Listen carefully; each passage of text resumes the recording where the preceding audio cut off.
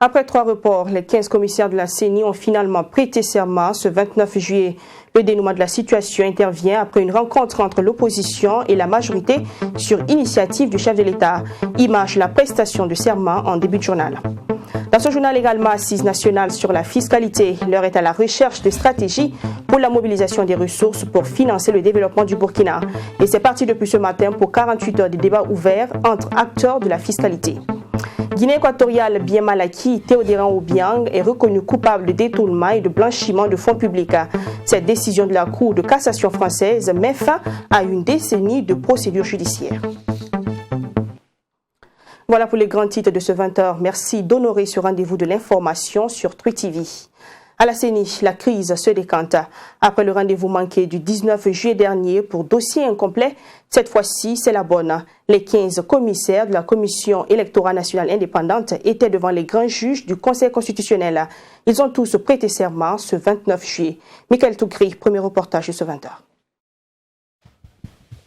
Prévu pour 10 heures, c'est finalement à 11 heures passées que les juges du Conseil constitutionnel font leur entrée dans la salle d'audience. Les 15 commissaires de la Commission électorale nationale indépendante CENI ont également répondu présents à l'audience solennelle de prestation de serment. Chaque commissaire est soumis à la formule de prestation de serment et renvoyé par le président du Conseil constitutionnel dans l'exercice de ses fonctions en tant que commissaire de la CENI. C'est tant que vous venez d'accomplir, vous êtes engagé à cesser d'être partisan, à vous départir de vos convictions et intérêts politiques ou personnels pour vous mettre résolument au service de l'intérêt général à travers l'organisation et la supervision des élections électorales et référendaires conformément à la loi, dans la totale transparence, l'impartialité, avec loyauté, honneur et patriotisme. Je voudrais que vous ayez toujours à l'esprit que ce serment, qui vous lie désormais, pendant votre mandat de 5 ans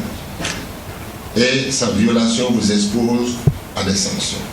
Certains font les premiers pas en qualité de commissaire à la CENI, d'autres par contre sont à leur second mandat de 5 ans. Pour Kassoum Kambou, président du Conseil constitutionnel, désormais les 15 commissaires forment une équipe dont leur rôle est d'organiser des élections crédibles en vue de renforcer le processus démocratique au Burkina Faso. La composition de votre équipe est rassurante dans la mesure où celle-ci comprend les anciens commissaires qui sans doute feront profiter de leur expérience aux nouveaux membres dont les compétences seront aussi utiles à la CENI dans la conduite des prochaines élections municipales à venir et des prochaines élections.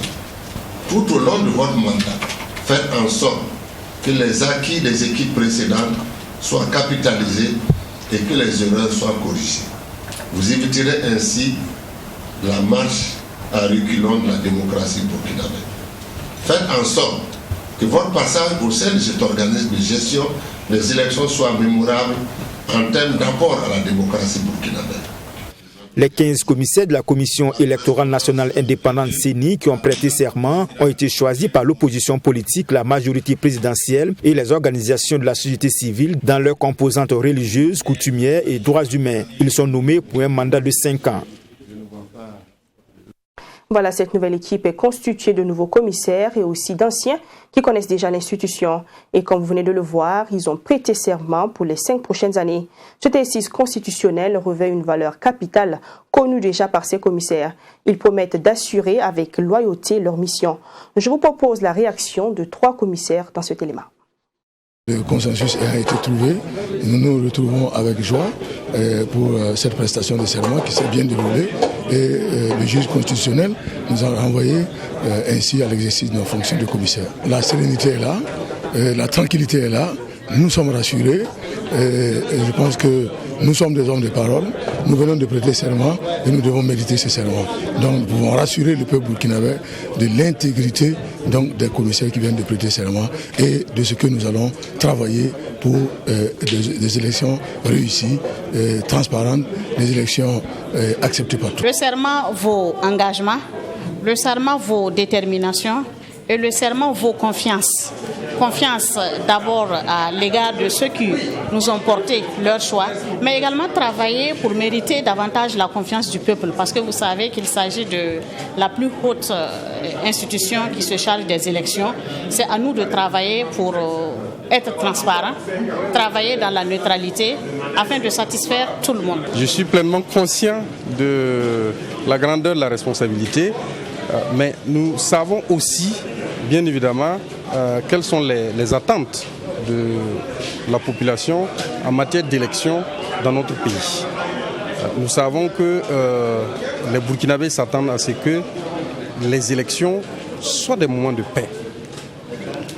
Et pour qu'on y arrive, il faut bien évidemment que les acteurs qui l'animent avec plus de professionnalisme et travaillent à ce que ces élections ne fassent pas l'objet de contestation.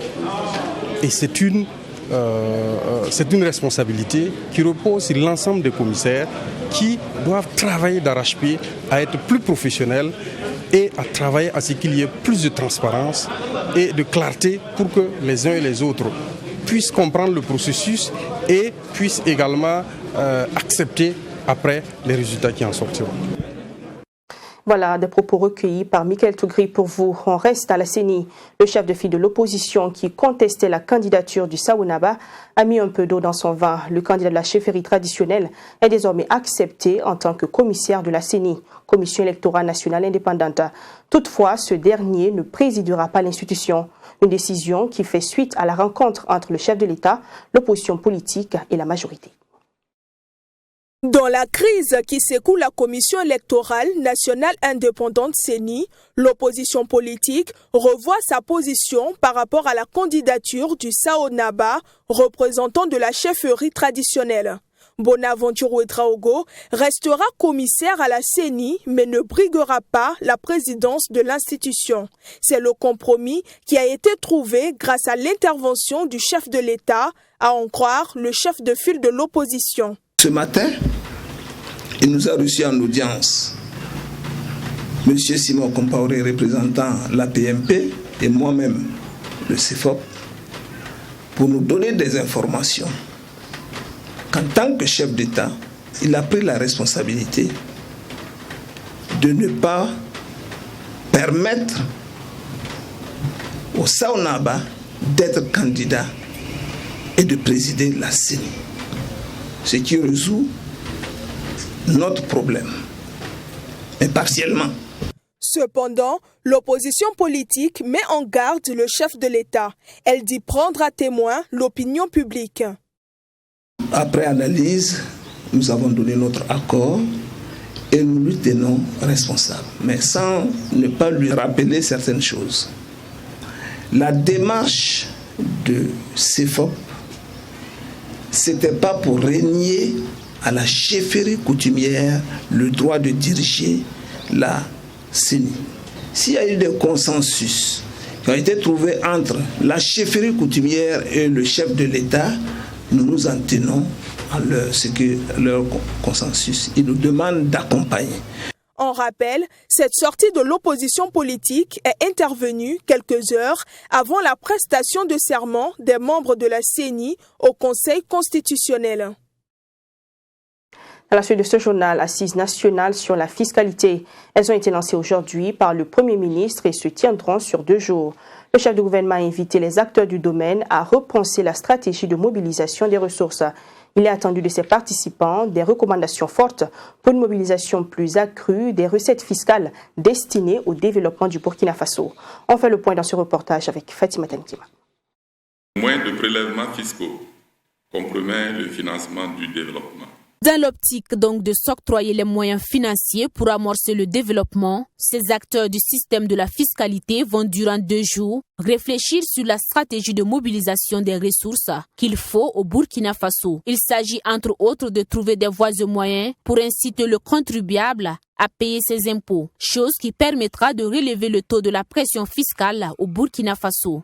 Aujourd'hui, la mobilisation des ressources internes constitue donc l'obligation majeure de nos États pour pouvoir donc financer nos politiques de développement. Et donc, pour le faire, nous devons donc faire passer une vision de la fiscalité qui ne doit plus être la vision de celui qui contraint, mais qui fait en sorte que les citoyens puissent aller payer la fiscalité dans le sens d'un devoir qu'il doit accomplir. Pour atteindre donc les résultats escomptés, plusieurs activités sont au programme. Il s'agit notamment de communication et d'ateliers thématiques à travers lesquels ces acteurs de la fiscalité discuteront et feront des recommandations au profit du comité de politique fiscale.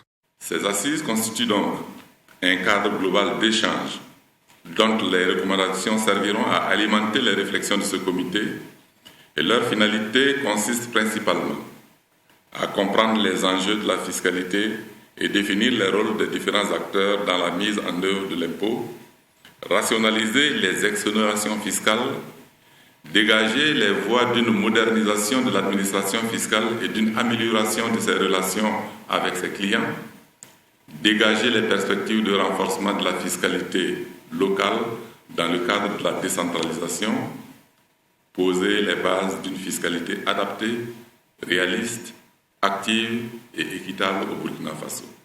Selon le chef du gouvernement burkinabé, plusieurs insuffisances caractérisent aujourd'hui le système fiscal au Burkina Faso, parmi lesquelles l'incivisme fiscal, traduit par les fraudes fiscales et l'augmentation de la dépense fiscale. Rappelons que ces assises nationales sur la fiscalité, qui ont débuté ce 29 juillet, fermeront leurs portes ce 30 juillet 2021 avec à la clé un document de référence sur une fiscalité de développement au Burkina Faso.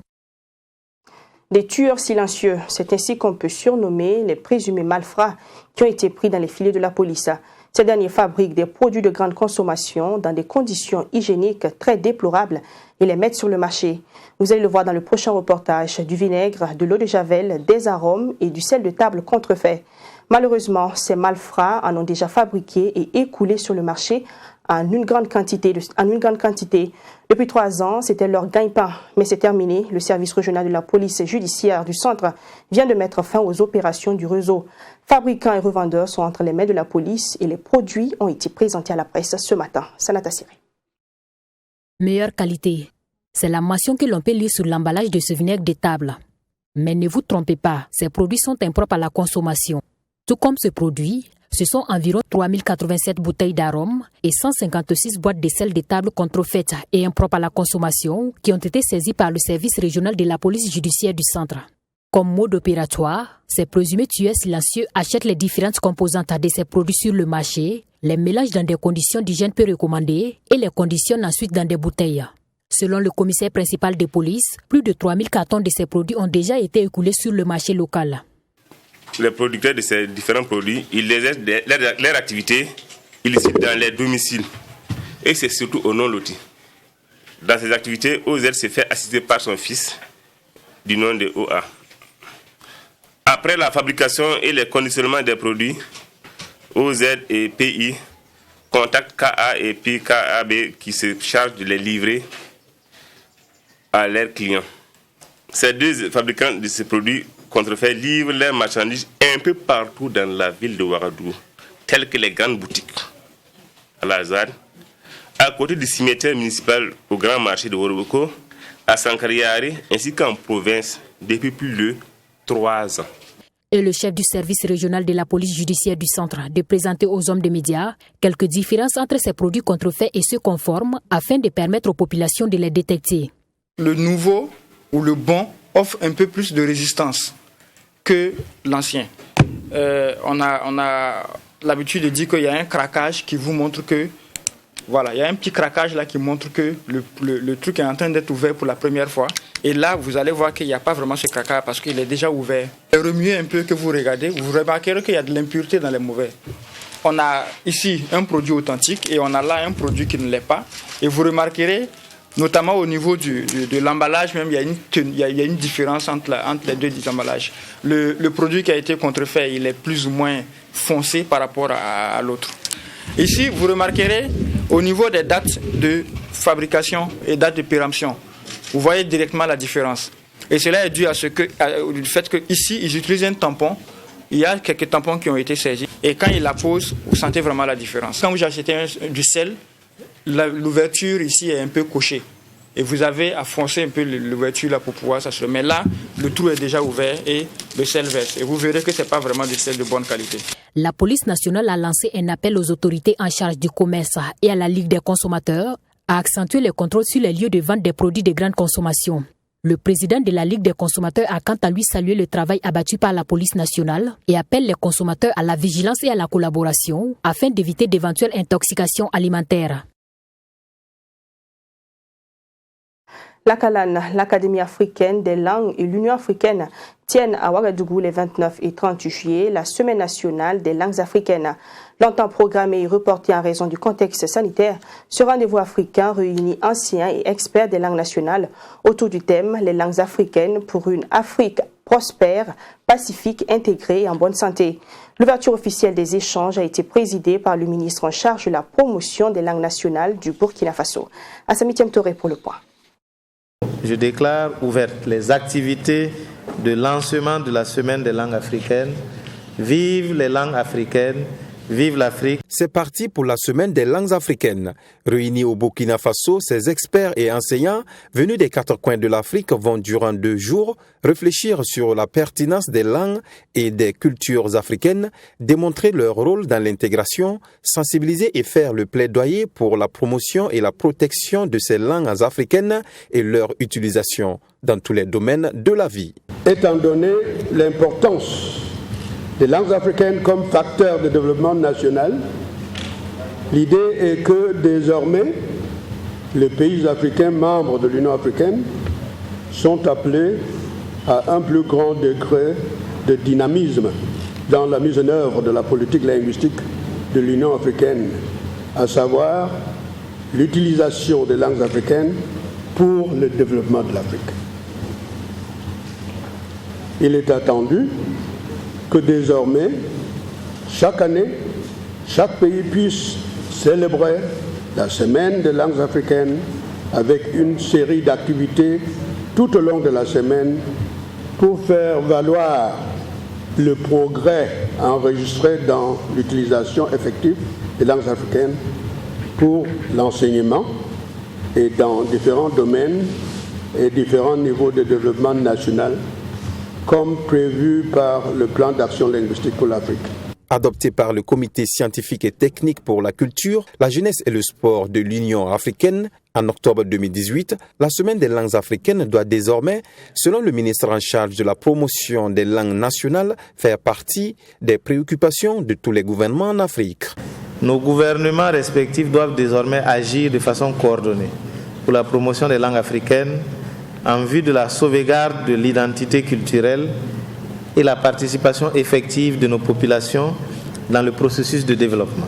Ces 2 jours de réflexion devraient nous permettre de trouver les voies et moyens pour que toute l'Afrique puisse s'approprier la Semaine des langues africaines et la célébrer avec fierté comme étant l'affirmation de sa propre identité.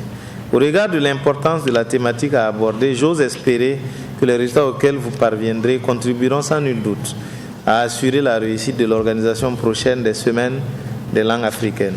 Pour ma part, je voudrais vous réaffirmer la disponibilité constante et le soutien du gouvernement du Burkina Faso pour faire de cette rencontre de lancement une véritable réussite. Au sortir de ces 2 jours de travaux, une feuille de route sera élaborée pour l'organisation pérenne de la Semaine des langues africaines. Solidarité dans ce journal, le conseil régional du centre a fait don de 6 tonnes de vivres aux personnes déplacées internes de la commune de Pabré et 3 tonnes aux anciens combattants et anciens militaires. Le don, composé entre autres de sacs de riz, de sacs de maïs et bidons d'huile, s'inscrit dans le cadre du programme de soutien et d'accompagnement de l'institution aux personnes déplacées internes. Le point avec Maxime Chahid-Momara. Le conseil régional du centre solidaire des personnes vulnérables de la commune de Pabré. L'institution de Éric Thiam-Touré a fait don de 6 tonnes de vivres, composés de 70 sacs de riz, de 90 sacs de maïs et de 80 bidons de 5 litres d'huile. Une manière pour le président du conseil régional du centre de témoigner son soutien et son accompagnement aux personnes déplacées internes de la commune. Nous travaillons en fonction de notre plan régional de développement qui, comme vous le savez, est référé au programme du président, son excellent Rochman Christian Kaboré. Juste pour vous dire que le social nous en faisons un de nos objectifs principaux. La preuve en est que l'année dernière, nous étions dans les arrondissements 8, 9, 4 de la commune de Ouagadougou. Du côté des premiers responsables de la commune, l'on promet mettre le service social de la mairie à contribution pour la répartition de ce don. Les populations bénéficiaires, elles, ont traduit leur reconnaissance aux donateurs.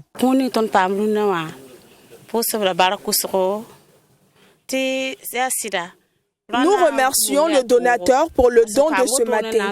Cette année a vraiment été une année très difficile pour nous. Et penser aux personnes vulnérables, c'est quelque chose à saluer. Nous disons merci à toute la délégation.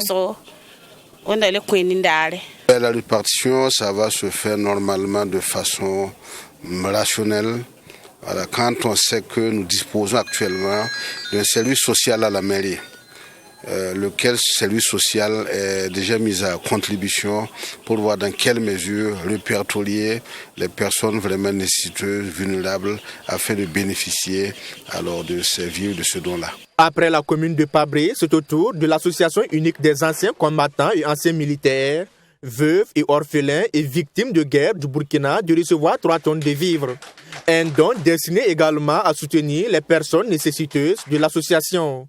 Et je voudrais particulièrement parler du cas de ce centre des anciens combattants. C'est des personnes quelquefois qu'on oublie, ou du moins qui pensent qu'ils sont oubliés. Malheureusement, c'est des personnes de 3e âge et comme je l'ai dit dans mes propos, ce n'est pas n'importe quel 3e âge. C'est des gens qui ont fourni beaucoup d'efforts de guerre et qui aujourd'hui sentent le poids de tous ces efforts, qui sont fatigués. Donc ce n'est pas le moment de les laisser. Nous avons des personnes qui sont dans le besoin. Donc il est évident que ce que nous venons de recevoir, ces dons, vont être très très utiles pour eux. Une commission a déjà arrêté le plan de répartition. Il y aura des provinces qui vont être concernées. Il y aura la province du Cadouro qui est la principale bénéficiaire, mais ça va s'étendre à d'autres provinces. Selon le président du conseil régional du centre, ce geste de solidarité se poursuivra dans la commune de Komsilgar et à la Fédération des églises et missions évangéliques. Le budget déployé à cet effet est estimé à environ 9 millions de francs CFA. À Kantiari, dans la Tapoa, région de l'Est, la collaboration entre le Burkina Faso et les États-Unis d'Amérique a permis la réfection de la Maison des Jeunes. Le vendredi dernier, le bâtiment qui a été réhabilité ainsi que des équipements ont été remis à la commune. Une remise dont a été témoin associations de jeunes, élus locaux et autorités communales. Jean-Louis Wango à Samitiam Touré. La maison des jeunes de Kantiari est de nouveau prête à l'utilisation. Cela a été possible grâce à la bonne collaboration entre le Burkina Faso et les États-Unis. Les travaux ont concerné la réfection du bâtiment principal, la réfection des latrines, la réalisation d'un hangar d'études et d'un local compteur et la réhabilitation d'un terrain de sport. La jeunesse de Kantiari en avait besoin. Ça fait quand même un bout de temps, quelques années en arrière, où la jeunesse de Kantiari se plaignait à tout moment comme quoi il n'y avait pas de lieu de loisirs. Alors, on avait un bâtiment qui a été malheureusement emporté par le vent et depuis lors, c'était resté ici. Et Dieu merci, donc, ce conseil municipal a su entendre justement la voix donc, de la jeunesse de Kantiari et a manœuvré justement avec ses partenaires pour effectivement décrocher ce financement-là.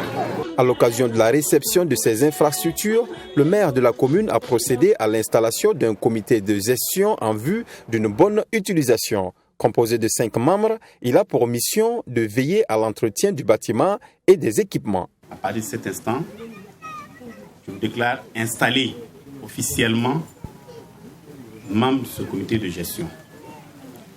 Je vous souhaite plein succès dans cette nouvelle mission. Mission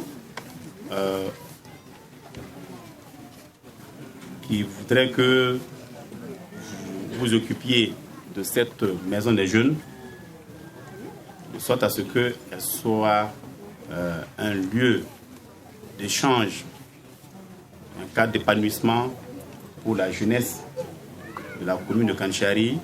C'est naturellement une satisfaction pour les jeunes de la commune après la réception de ce joyau.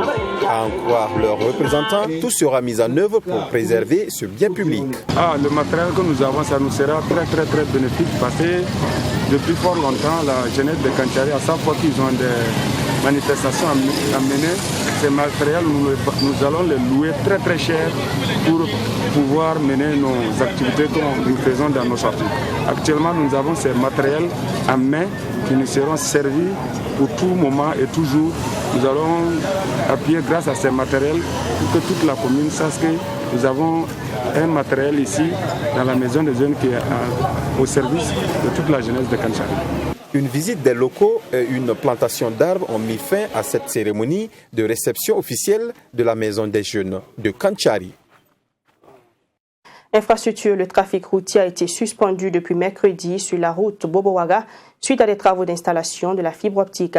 Ces travaux ont fragilisé la structure d'une partie de la chaussée. L'infrastructure menace de céder.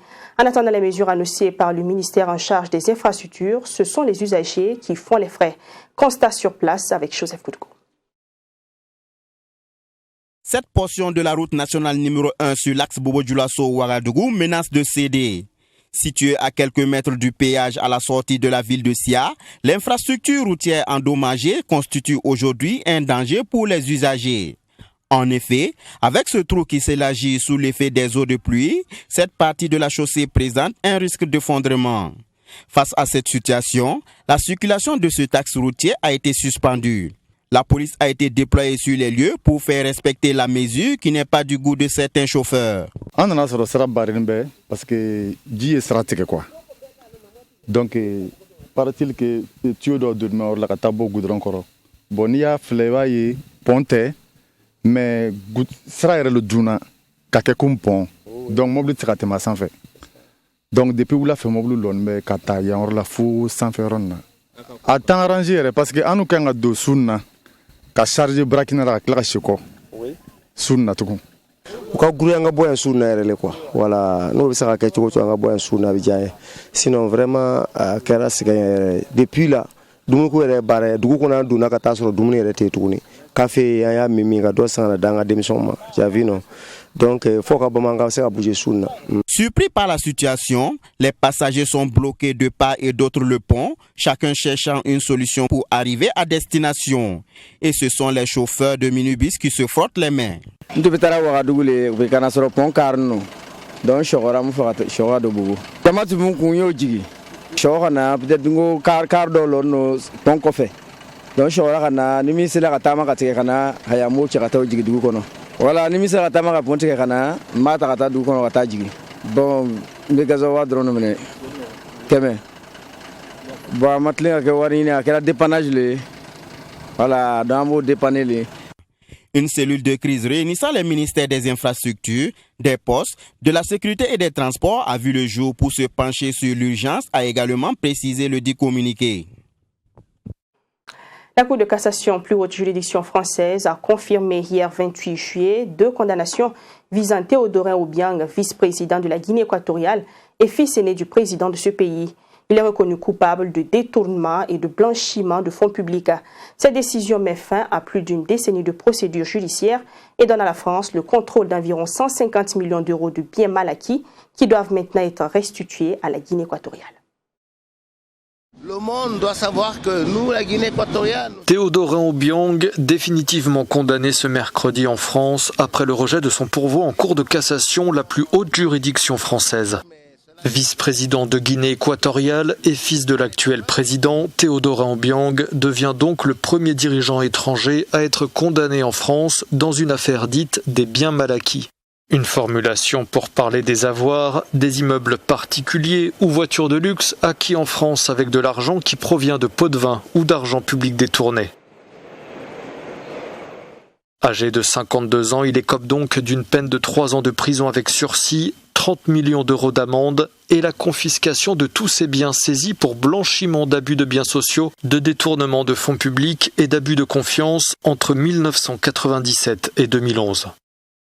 La justice estime à 150 millions d'euros les sommes blanchies en France par Théodora Obiang, dont l'acquisition de cet hôtel particulier de près de 3000 m² dans l'un des quartiers les plus chics de Paris. Une bâtisse estimée à 107 millions d'euros.